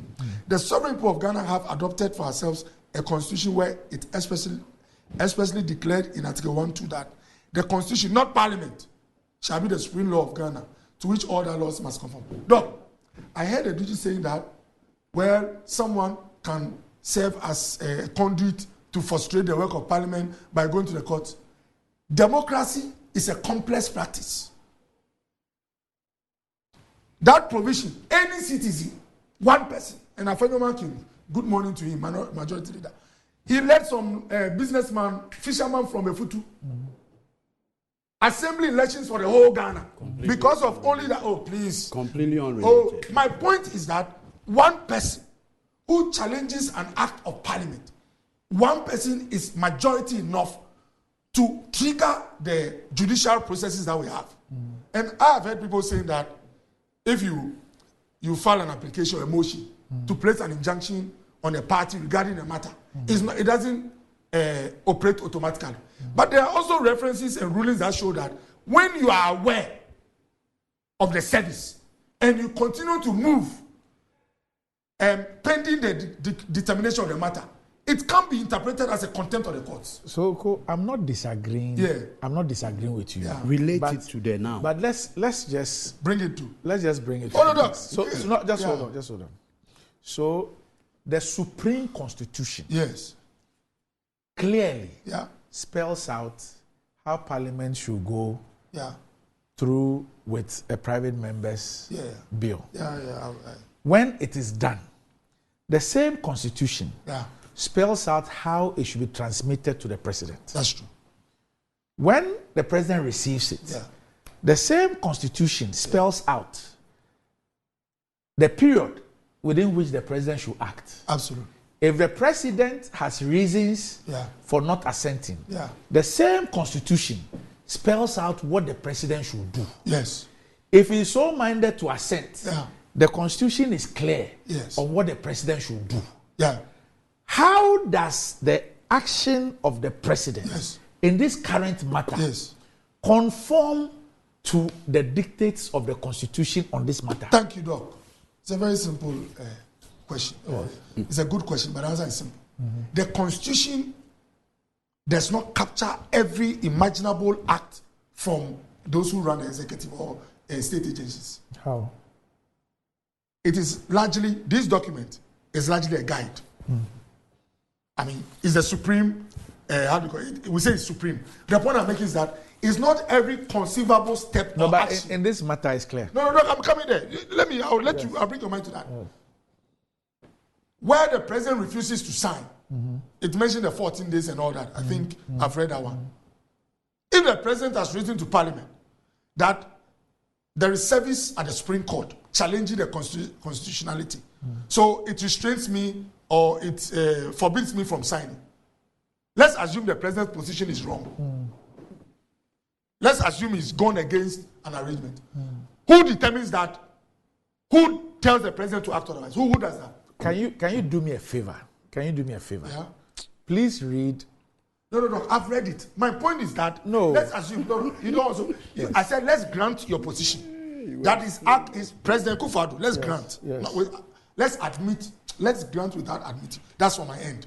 That Kufuor has gone outside the provisions of the Constitution. The place for him is here. Yes. Instead of signaling to Council of State or whatever, give his reasons within 14 days or all that. Let's say he's gone out. So do you agree? What I want us No, to, I don't. No, what I want us to Yeah. proceed on is Yeah. that do you agree Yes. that the Constitution Yeah. foresees a situation where Yeah. the president might have reasons Yes. for which it will not want to assent? Yeah. That the framers of the Constitution, the Constitution itself, foresees that Yeah. scenario Okay, Doc. and prescribes that in an event Yeah. like that, Yeah. this is what the president must do. This is how the president must communicate. Absolutely. Okay, so usually, if let's say, and I'm not a president, so I'll give some analogy. Assuming there's a bill and the president does not agree because of 2-3 reasons, he would have expressly and quickly stated the reasons and conveyed it to the Council of State or the procedure stated here. But what about a scenario where it's not like he has a reason to say no, but he is cognizant of the fact that a citizen has challenged the act? No, his letter suggests that Yeah. he has a reason. All right, okay, Doc. I mean, All I'm saying is that the letter written Yeah. suggests that there is a reason.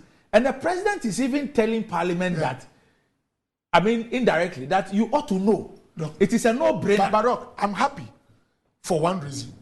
The president's conduct, and I see a lot of commentary, is a reminder that the parliament we have is not supreme. How? No, how as in whatever, you know, there are some who assume in the parliament that because they got a bill done, That was the end. No. But doesn't the Constitution give the opportunity? Council, we simply have a despot. That's all. Please. You see, Doc, this tendency is despotic. You see, let me state this again. Please. There's been many occasions where the minority, respectfully, have taken the position that when we went to the courts, the position turned out not to be true, including my brother. No, I'm coming. Please. My point is that it is not everything you espouse here. It's not the positions Edudzi takes that is sacrosanct or law, and we have a history. Same applies to us. So my point is that the president's action, whatever as it may be, is a reminder. Look, Doc, now, what does the Constitution say? Now that he said, I'm waiting for the court, what does the Constitution prescribe to be done to the president? All I am saying, Dr. Koboy, all I am saying is that I have not seen anybody raise the issue that there is a gray area in the Constitution. Yes. I have read the Constitution, especially the 7 to 10 of 106. Yeah. Nowhere in the president's letter does the president even point to a part of the Constitution which gives him the right to do what he has done. Absolutely. All I am saying, and unless you disagree with me, is that the Constitution, fortunately, does not say that once Parliament presents the thing to the president, he must assent to it by all means. Yes. The Constitution itself foresees a situation where the president might have reasons I've read that. to disagree with assenting. Absolutely. And so the Constitution provides for how the president should act. Look, I know that. My point is that I would expect, whether I agree with the reasons the president is giving or not. For example, me, in my layman's head, I read the Constitution, and I am clear in my mind that the person who determines whether, per the Constitution, the person who determines whether a private member's bill has financial implications is the person presiding. Yeah. So in this case, the Speaker. Yeah. I'm clear in my mind that the Constitution is clear, black and white in that. However, the president says that he disagrees. Yes. Perfect scenario. Yes. He disagrees with that. Now, what did he do? Yeah. He received the thing, and then he communicated his reason for not assenting. Yes. You understand me?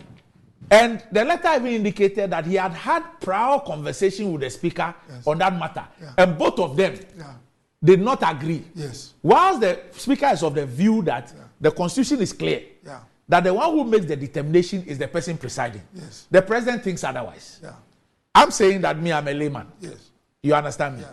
But I read it and I see it as in black and white. But the point I'm making is that whether I agree with the president's interpretation of the Constitution or not, what he has done is that he has followed the processes laid out in the Constitution. Yes. That if you have a basis not to assent, do A, B, C, D, and do it in X, Y, Z way. It's clear. End of matter. Yeah. So my point is that why is it that this time he is not following that procedure? It's a simple answer, Doc. Which is what? Yes. It's been stated time and again in our courts that this Constitution is a living document.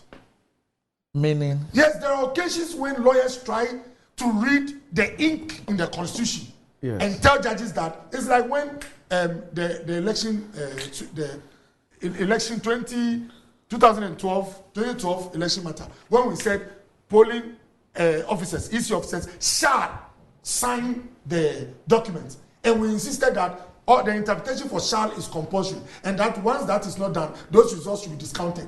There were many reasons given why at some point. Were you dealing with a CI or something? No. My point is that our judges have reminded us that there is not every foreseeable action in the future necessarily that is captured in print in this book. Now, you know, when you go by the route you've told me about. Not me, it's the Constitution. The Constitution. It's not me, yes. It says that if the president states the reasons, it shall come back to Parliament for reconsideration. Yes. And that if Parliament considers and they vote by two-thirds majority, the president shall.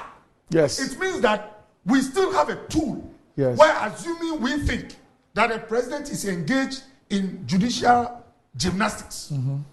We can work towards this end where we shall get it to be signed. Yes.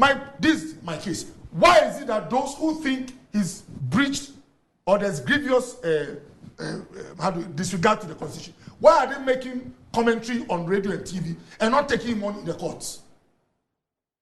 You get what I mean?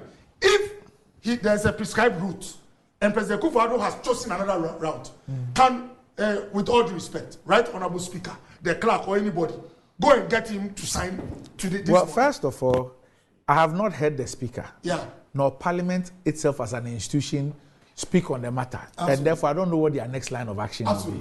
But I hope that you are not suggesting that we cannot express our views on the president's actions. No, of course. And that we should go to court. No, I wouldn't go there. My point is that, in fact, when you read the Constitution, the reason why they have administrative law, when we went for the lectures, they made us understand that because of the tools and powers given to state actors, sometimes they can go outside their powers.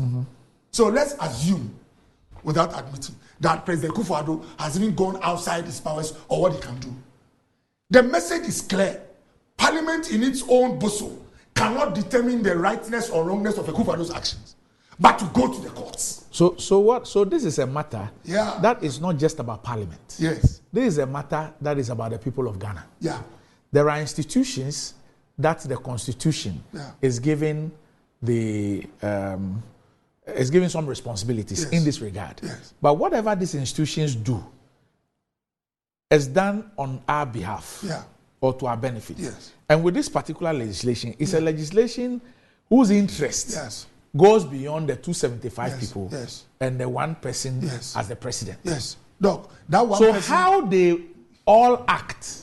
Doc, that one person was voted for by this country. Yes. More than half of those who turn out to vote. Yes. By interpretation, they have some degree of trust in his judgment. Yes. So, just as I would fight to protect your right to expression of your views, so do I respect the right or judgment or interpretation or position of the president. But I also admit from this point that what the president thinks is not necessarily final in our democratic arrangement.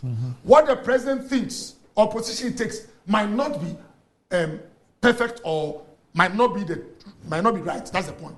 But this conflict makes me sort of, I don't want to say happy, but gives me some assurance and reminder that in this country, Parliament, their bosom is not the end. But they have never asserted that. Exactly. So then, a non-existent problem. Please. Parliament in this case never said they had the power to assert. By the way, let me give some. Parliament is only transmitting. Let me give some scenario. Do you agree with me that if the Supreme Court puts up a panel, they go into Richard Sky's writ or whatever, and gives a declaration, Doc, that the bill in its form now is unconstitutional and is void.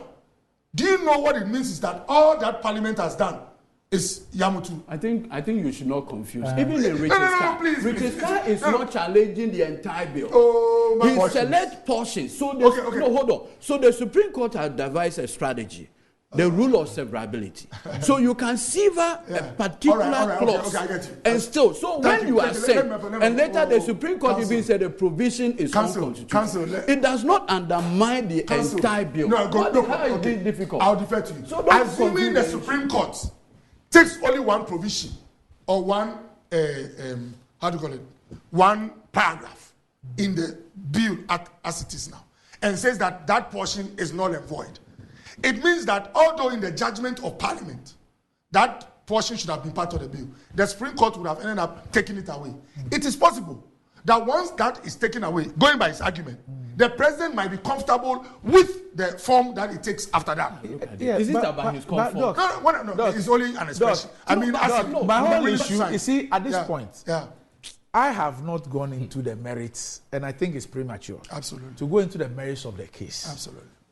My concern is that there is a practice prescribed by the Constitution. The President of the Republic himself has used that practice in conveying either his acceptance approval or disapproval. Yes. Why will he do something different? Forgive me, but Doc, I've said it time and again. We've been made to understand law itself is dynamic. He's an experienced lawyer. You can see he's a lawyer. There are times the same rendition. He might take a position quoting a particular law. Based on the case, he's here.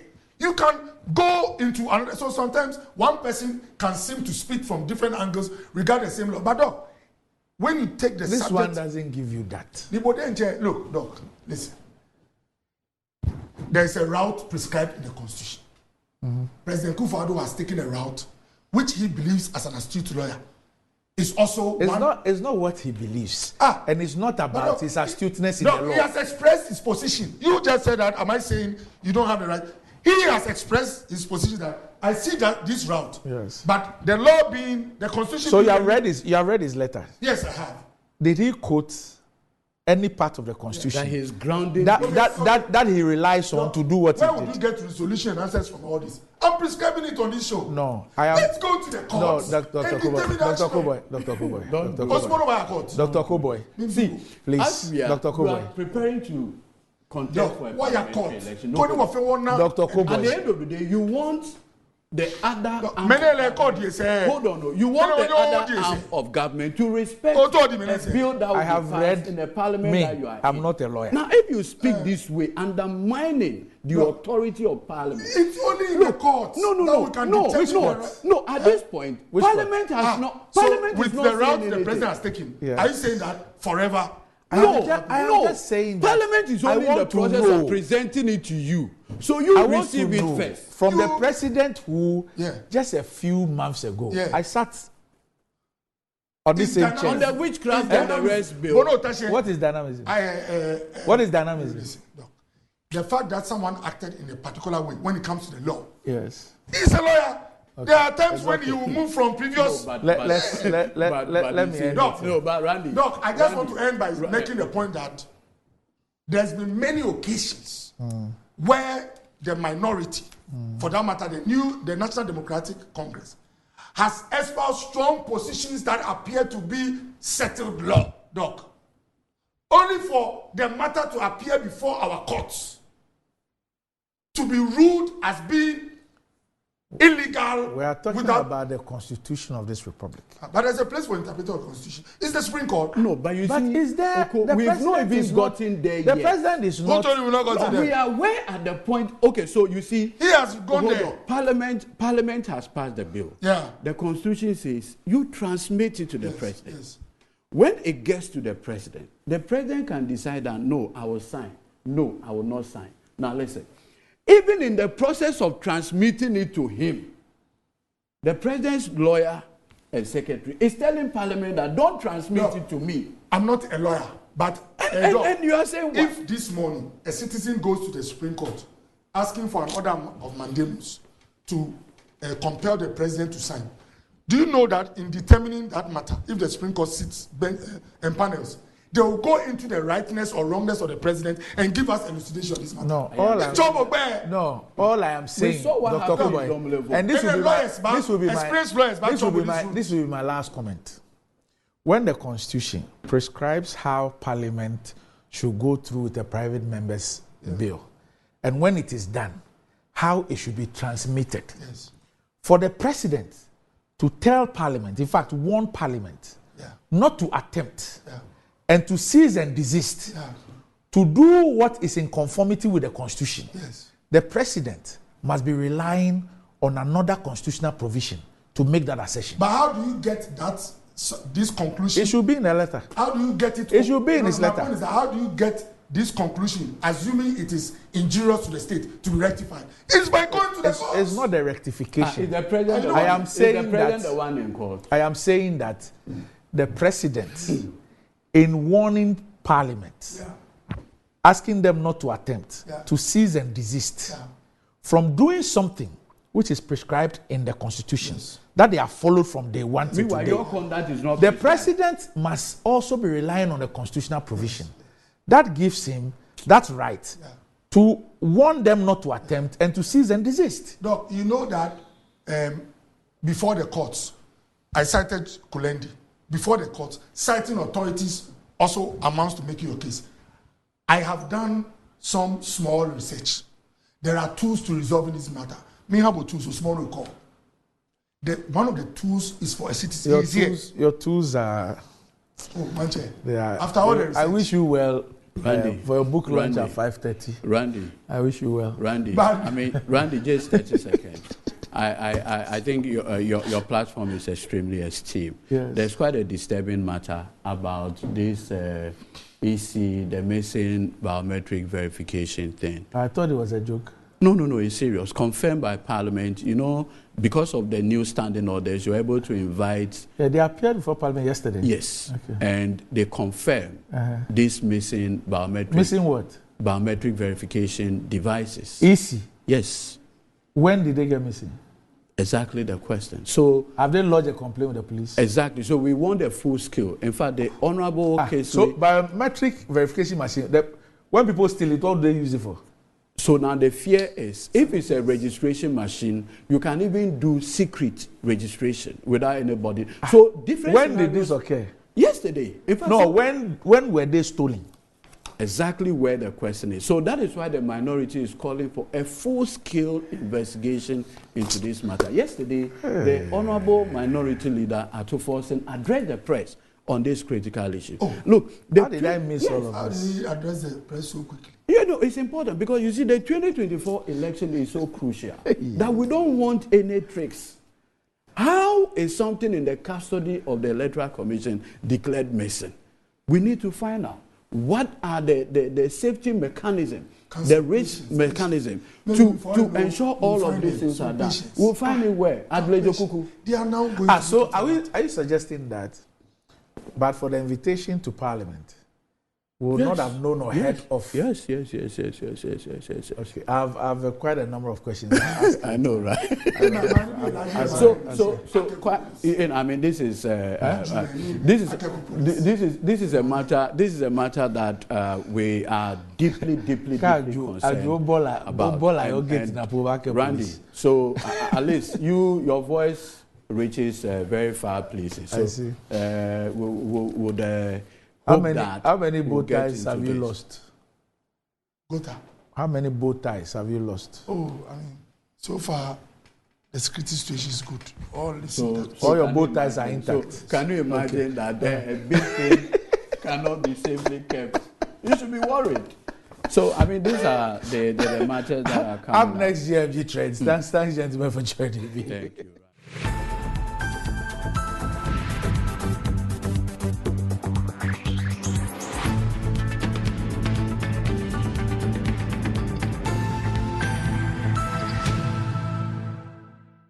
Right, welcome back to the show. If you just joined us, this is Good Morning Ghana, live on Metro TV. Time to check out what is trending on social media with Desi, the star boy. Look, yes. In Zeno. I know it's Ever. And it's a greeting. Yes. Okay. In Zeno, good morning. Yeah. We are in Ghana, man. Okay. So I talk, the one that I can speak. That's the only one you can speak. Oh, no. And you're a lot, but okay. This is just be greetings. A lot, but it's also Ever. Egbea is International Day of Happiness. Okay. So the question is, are you happy? And it's interesting that they've added World Oral Health Day.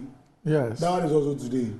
Yes, so I saw Dr. Carol. Yeah, Dr. Louisa. Yeah, Santa Claire. Yes. Mrs. Stoneboy. Mrs. Stoneboy. Yeah, she came through today for the education on the oral health. Yeah. She used to be my neighbor. Her neighbor. When she left when she got married. Oh. She has kids. So she had to leave her parents' home. Parents. She has kid sisters. She has kid sisters. Why didn't you ask her? I saw you with her downstairs. Why didn't you ask her if she had kid sisters? Oh no, me I just they ask.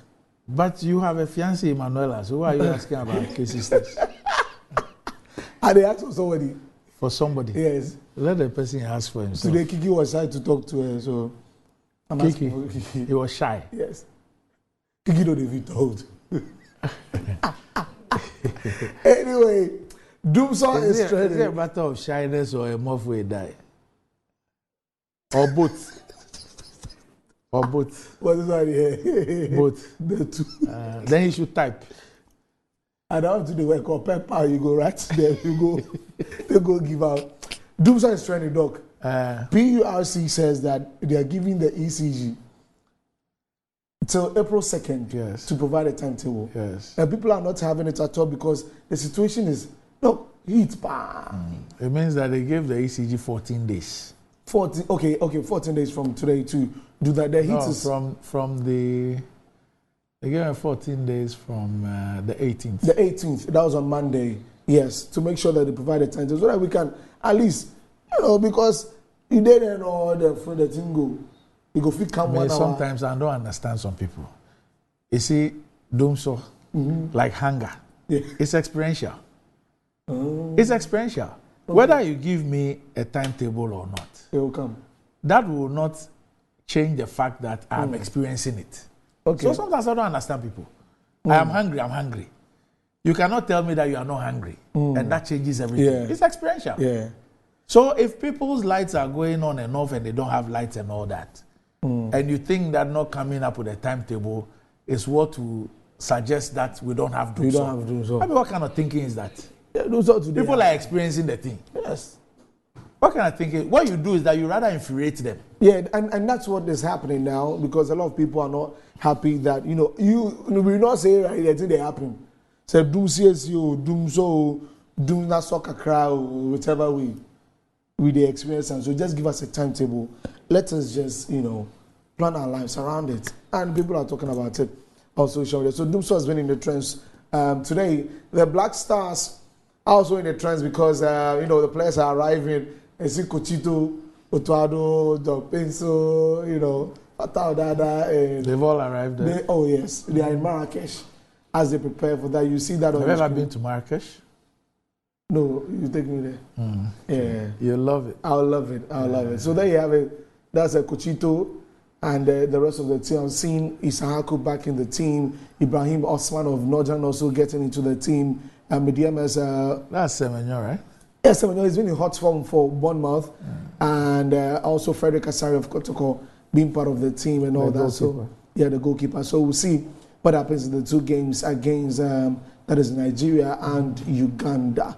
There, so that's it. And still in sports, yesterday it was some good news for Ghana. Black Satellites and our Queens have advanced to the finals of the African Games, and of course in the other disciplines, Rosie Yeboah also won gold for Ghana. Benjamin Azamati plays the fifth, and Aguet, he also plays sixth, and so that was just okay.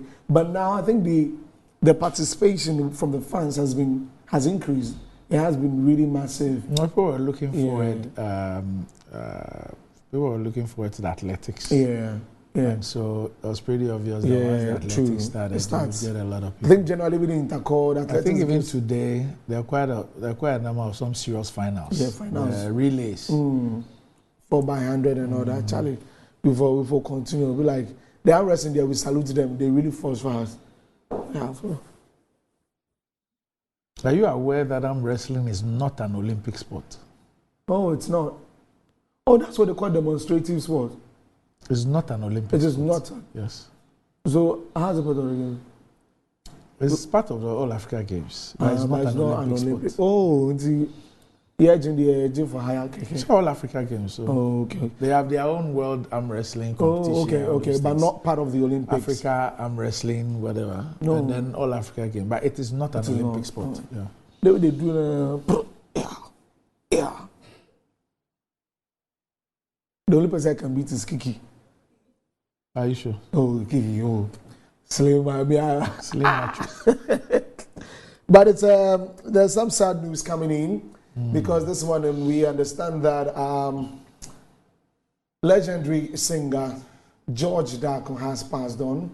He has the details about his death is quite scanty for now, but we just know that he has passed on this morning. And I was going through some of the songs that I love from, and I picked this one, Odokala. Yeah. Oh, Oh, been trying to color. Oh, oh, oh. Oh, they can lie to say.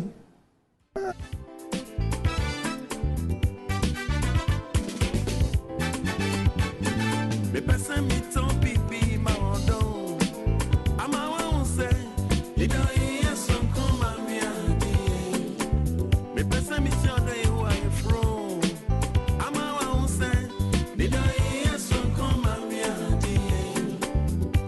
If you say obinti sano, obinti sano, ade wa mama tia sese. Waji matum na kumem, mama mi shima ya me jeje. Love me.